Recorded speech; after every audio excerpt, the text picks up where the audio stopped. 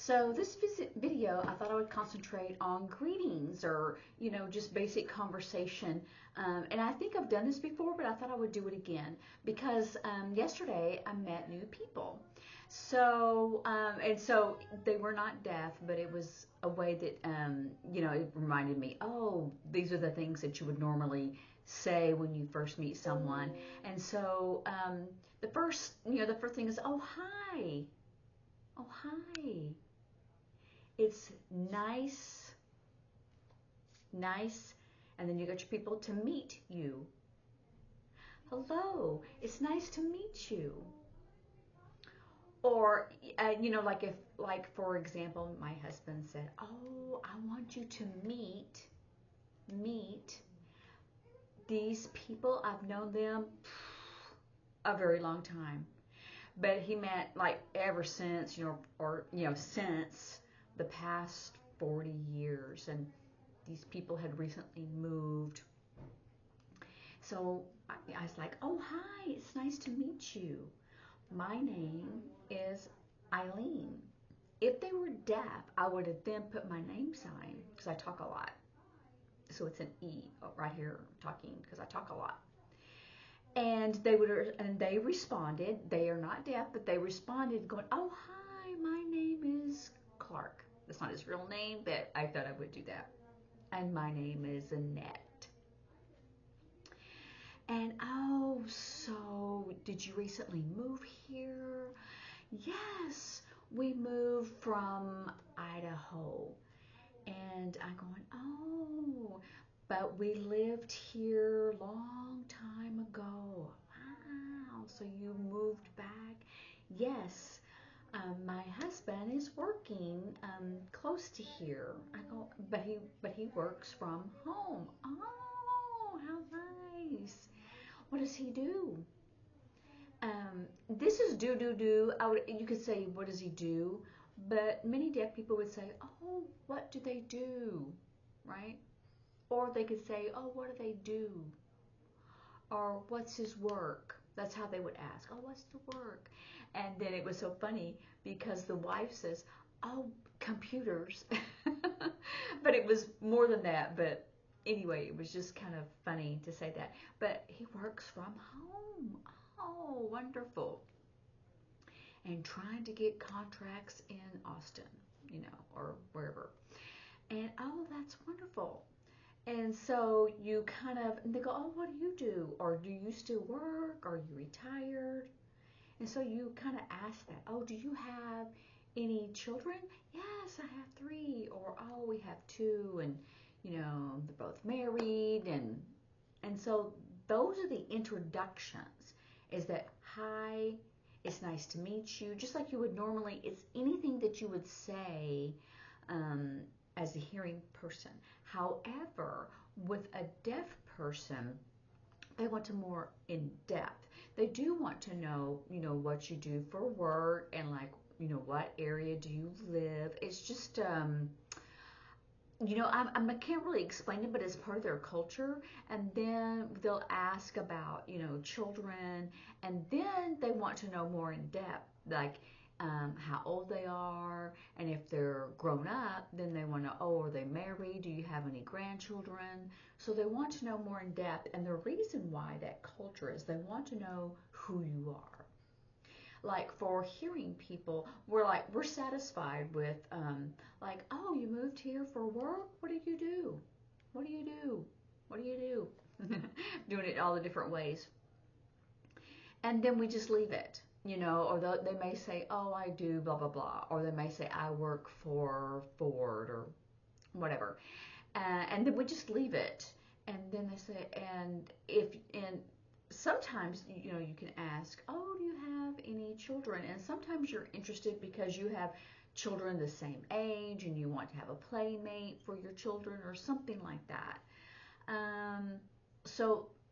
But hearing people, I think, we just allow things to just let it sit, and then we wait until we get to know that person better. But a deaf person, they want to know more about you when they meet you, because then they feel like they know you. They know who you are. And so then you can just chat, right? But and then you would say, like, if you had greetings and like, oh, hello, nice to meet you, which is one of the hardest things and one of the first things that people learn. Nice to meet you. So, sorry. Some people say happy to see you, but I don't normally. I don't know if that's the hearing people because they're kind of awkward with their sign language and they just think, but I don't normally see that from deaf people, that it's a normal nice to meet you, and it almost becomes one fluid sign. And then hello is usually this way, unless it's from a distance, and it's from a distance, oh, hello, hi, how are you? How are you? How you?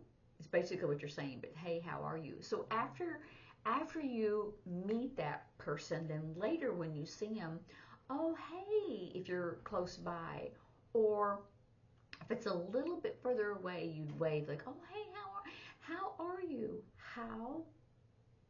This is the hand that you write with. How you? You don't have to say are. How you? Oh, I'm fine, or I'm good, or oh, I'm mad, or they and deaf people really want to know how you're feeling, because if you they think it's about them, because they don't know except what people tell them. And so but hearing people, we just allow that. We just leave it. If they go, oh, they're having a bad day, whether it's about you or not, we just assume something else is going on. So they want to know, how you doing, or what's wrong, and oh, I'm tired, or oh, when I was driving and had a wreck, and then now I'm having to really haggle with the insurance company or whatever.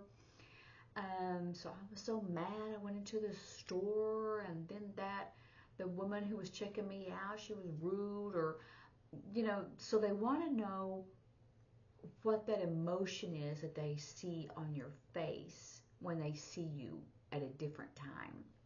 Because when they meet you, so they kind of know who you are.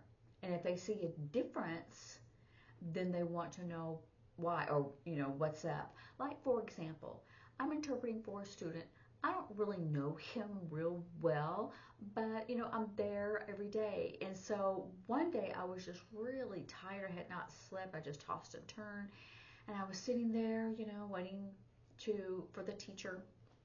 And he said, "Oh, what's wrong?" And I'm going, "Wow, that they, even though I'm not, interacting with him a lot on a personal level." But he noticed it immediately. And I go, oh, I'm just so tired. I didn't sleep last night or whatever. And he goes, oh, are you okay? And I go, yeah, I'll be fine.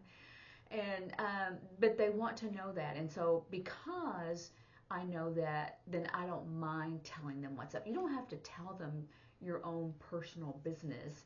You can say, oh, I'm tired, or oh, I had a bad day yesterday, or you know, my dog bit me, or I was walking and all the mosquitoes were biting me. I mean, you can say whatever. And if you don't want to go into depth because you don't know that person really well, or it's just like, I don't want to talk about it, then you can but just say something simple so they know, what to expect. And especially interpreters, they need to trust that interpreter. So we have to kind of be open with them.